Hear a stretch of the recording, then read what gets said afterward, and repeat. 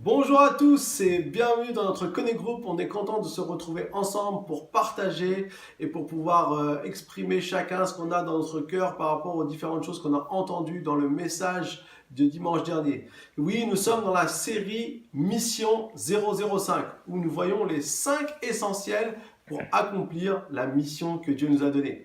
On a tous une mission, Dieu nous a créé avec un but, Dieu nous a créé avec un objectif et nous voulons voir cet objectif se réaliser dans nos vies. Nous voulons accomplir ce pourquoi Dieu nous a créés.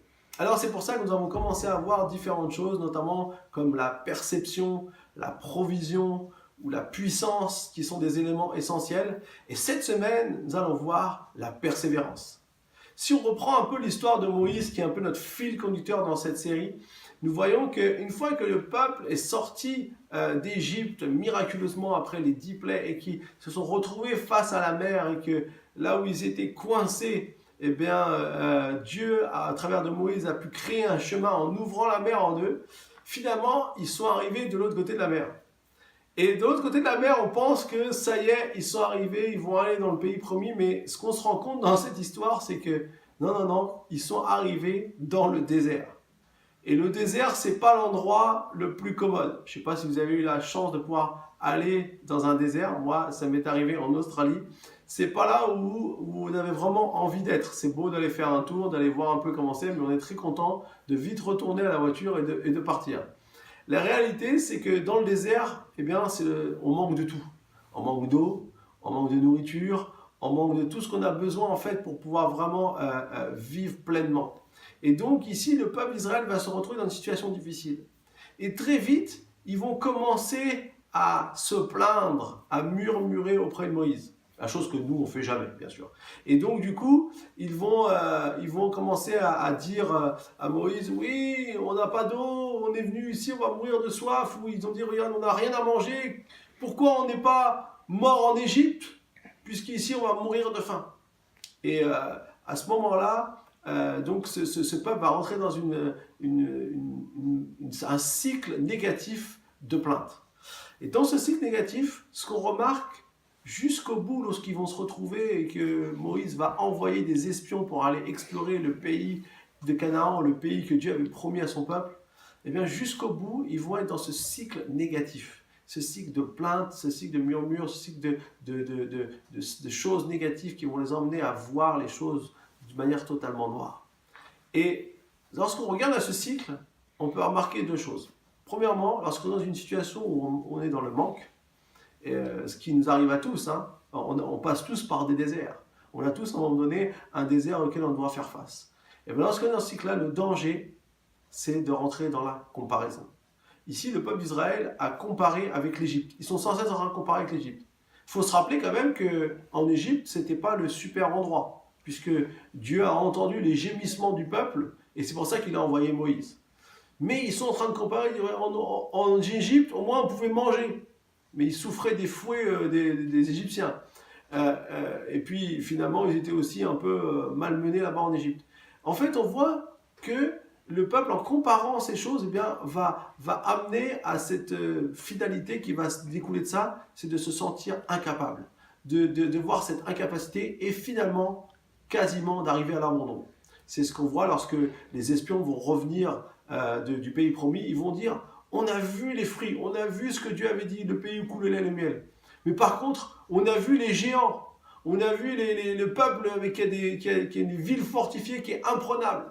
Ils vont comparer à nouveau avec les Cananéens, et donc ils vont se dire, on est à leurs yeux comme des sauterelles, retournons en Égypte. Nommons-nous un chef et retournons en Égypte.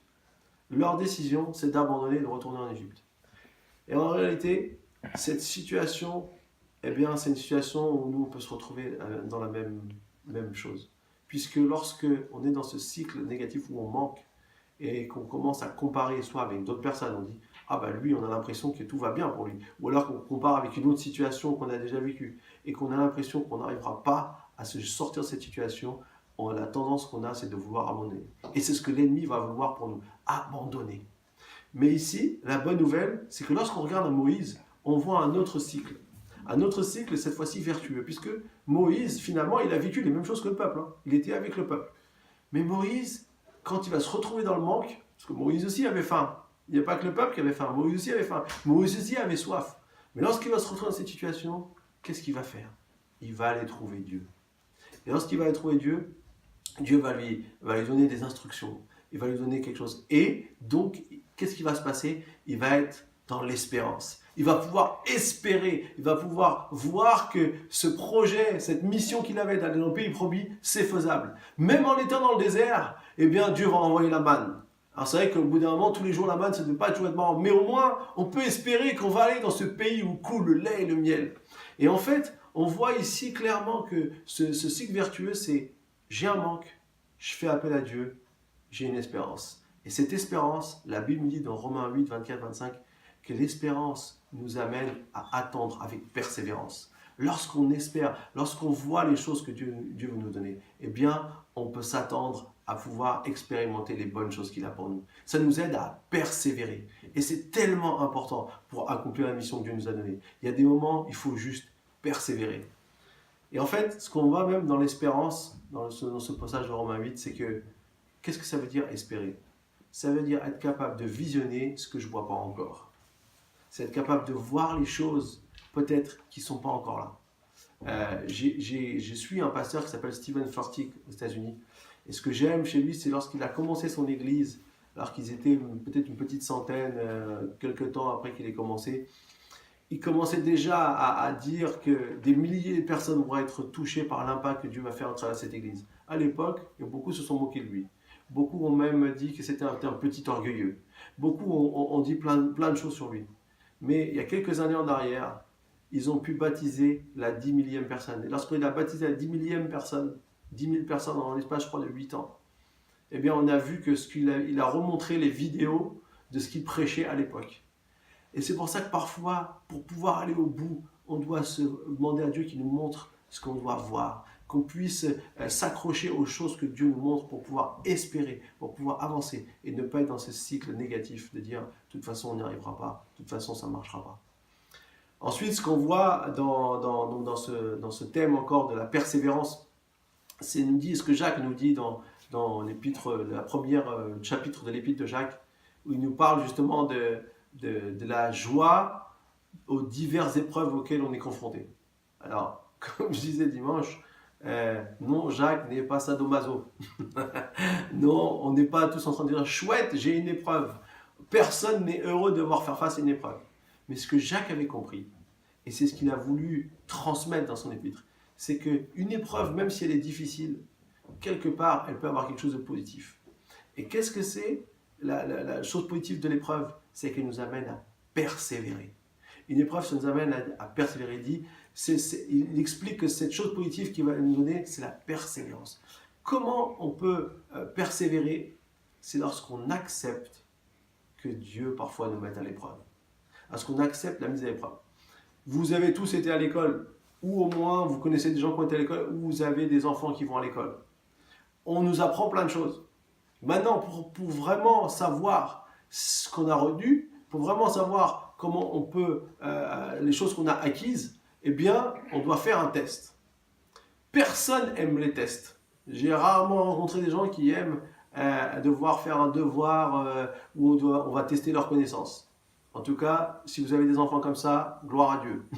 Mais la réalité, c'est que qu'est-ce que fait le test? Le test, il nous montre ce qu'on a acquis, les choses qu'on a réussi à comprendre et à mémoriser, à retenir. Et puis, il montre aussi ce qu'on n'a pas encore acquis. Et en fait, c'est cette partie-là qui pose problème. Et bien, c'est un peu la même chose avec Dieu. Dieu, parfois, il nous met dans une épreuve. Il nous fait passer par un temps peut-être plus difficile. Parce qu'il veut nous montrer peut-être encore ce qu'on n'a pas encore appris. Et pas dans le but de nous détruire, pas dans le but de nous faire abandonner, pas dans le but de nous faire renoncer, mais dans le but de pouvoir voir ce qu'on peut encore obtenir si on persévère. Et peut-être dans quel domaine notre foi a besoin de grandir. Et ça, c'est quelque chose de très très important, que nous puissions tous ne pas passer à côté de la mise à l'épreuve. Et c'est exactement ce qui va se passer aussi avec les espions. Lorsque les Égyptiens, les Israélites vont revenir du pays promis, ils vont dire « Mais on ne pourra jamais y arriver ». Et là, Josué et Caleb disent « Mais si, on peut y arriver ». Le problème, c'est que ces personnes qui étaient négatives et qui voulaient retourner en Égypte, ils ne vont pas voir le pays promis parce qu'ils n'ont pas accepté que leur foi soit mise à l'épreuve. De dire, il y a des géants, mais vous savez quoi, avec Dieu, on va pouvoir les vaincre. Et en fait, enfin, pour le troisième point, ce que j'aimerais dire, c'est que ce que nous dit Hébreux 10, c'est que ne perdez pas votre assurance parce que c'est au travers de la persévérance qu'on peut obtenir ce qui nous est promis. Josué et Caleb, les deux qui étaient vraiment motivés de dire non, Dieu nous a dit, on a vu les fruits, on a reconnu que la promesse de Dieu était vraie. Alors Dieu va nous aider à vaincre ces géants. Et c'est vrai que quand on se retrouve comme une sauterelle face à quelqu'un, je pense qu'on peut dire que le géant était très très grand. et qu'il y avait vraiment un sentiment d'infériorité.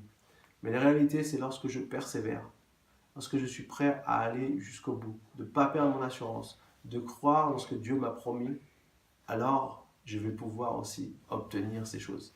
C'est au travers de la persévérance, c'est au travers de la décision de ne pas renoncer, de ne pas abandonner en cours de route, que je vais pouvoir voir finalement ce que Dieu a promis.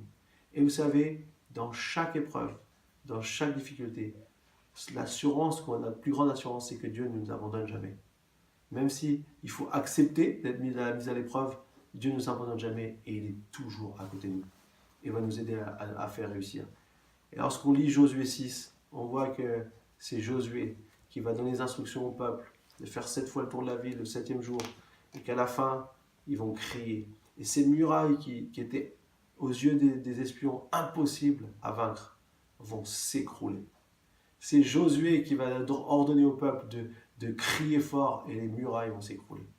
Et on voit ici clairement la vision et la définition qu'on a de ce que Dieu veut faire avec nous. Si on est prêt à croire à ce que Dieu veut faire avec nous, si on est prêt à dire je vais persévérer jusqu'au bout, alors on va obtenir ce qui nous est promis. Parce que la promesse qui avait été faite, elle n'avait pas été faite pour une belle histoire, elle a été faite pour son accomplissement. Et la promesse que Dieu a pour ta vie, et la mission que Dieu a pour ta vie, elle a été faite pour son accomplissement. Alors il est nécessaire de persévérer. Voilà, on va maintenant passer à un temps de prière. Je prie avec vous et ensuite on passera aux questions en pouvant partager les uns avec les autres.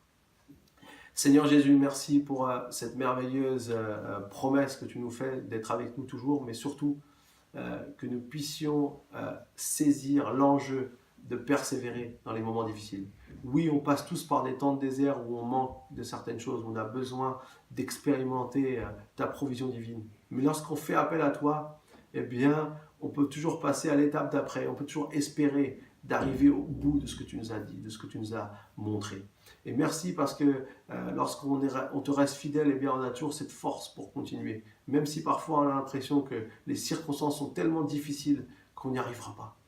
Et je te prie, Seigneur, que tu puisses aussi nous aider à accepter les mises à l'épreuve que tu mets sur notre chemin.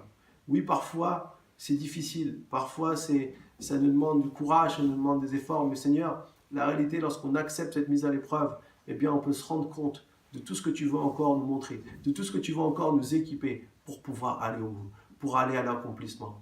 Et Seigneur, merci parce que tu nous équipes les uns et les autres par des choses dans notre foi qui nous permettent de pouvoir avancer dans ce que tu veux pour nous. Et je te prie aussi, Seigneur, que nous puissions aussi être de ceux qui vont goûter, Seigneur, aux fruits que tu as prévus pour nous, lorsque nous obtenons ce qui nous était promis. Que tu nous aides à ne pas perdre notre assurance, à ne pas perdre notre confiance, et que nous puissions aller dans tout ce que tu as prévu pour nous. Merci, Seigneur mon Dieu. Amen. Voilà, je vous souhaite à tous un bon temps maintenant, et à bientôt pour un nouveau Connect Group.